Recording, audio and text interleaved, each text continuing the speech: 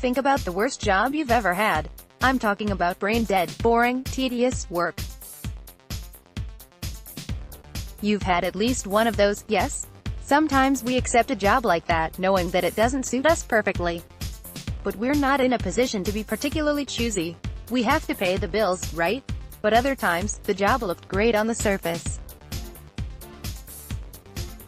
Only after accepting the offer did you discover that it didn't suit you at all. Why is that? The complications of choosing a career. Maybe your well-intending parents pushed you to become a lawyer because they wanted a secure, profitable career for you. But hours studying case precedents bore you to tears. Perhaps your siblings went into medicine, and your competitive nature led you there, too. But while you enjoy working with patients, dealing with the other members in your practice, plus the insurance issues are killing you. Or maybe a high-tech environment was considered the cool, hip place to be, so you studied software development. And now you spend your days holed up in front of a screen when you'd really rather be around people. In each of these cases, the careers were selected for external reasons. Elements of the outside world heavily influenced your career choice.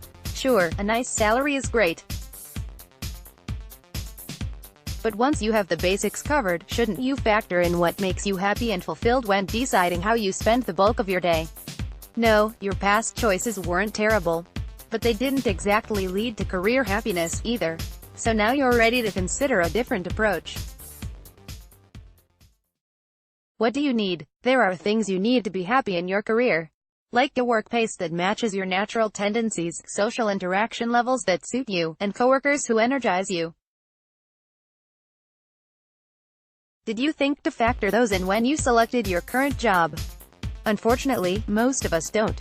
But we're immediately aware of the mismatch once it's too late. A new approach, how I like to do things. So let's try a simple approach. Rather than focusing on the complicated job traits such as pay, what your family wants, where you'll work, what you'll do, who you'll work for, let's just consider how you like to do things. Let's say you are in charge of a new initiative. Do you need some time for study and analysis before you begin taking action, or do you jump right in and perform tasks to get things moving quickly? Do you need to know the background or history of how this project came to be, or has the fact that your boss said, do it, enough for you to approach it enthusiastically? When you hit a roadblock during a project, do you choose to work your way around it, delicately work your way through it, or proceed like a steamroller because I'm on a deadline, people? Can you see how this how you like to do things concept applies? Your natural preferences regarding things like pace, details, and how you influence others impact your happiness and fulfillment each day. Discovering yourself, understanding what your natural tendencies are, will help you identify a potential mismatch. You likely already have an idea about your natural inclinations, now that I've planted the seed. But let's go over some questions to help draw out more ideas. Pace, eager or deliberate? When someone asks a question, are you answering before they even finish? Or do you need to mull things over a bit? Maybe even use it "let me think it over and get back to you," so that you can analyze a bit before responding? Influencing others, inspiring or logical? Is it your natural tendency to effectively connect with people, or does it take a deliberate effort? Do you just wing it and successfully persuade, or do you lay out the facts to convince someone of your case? Risk-taking, uninhibited or cautious?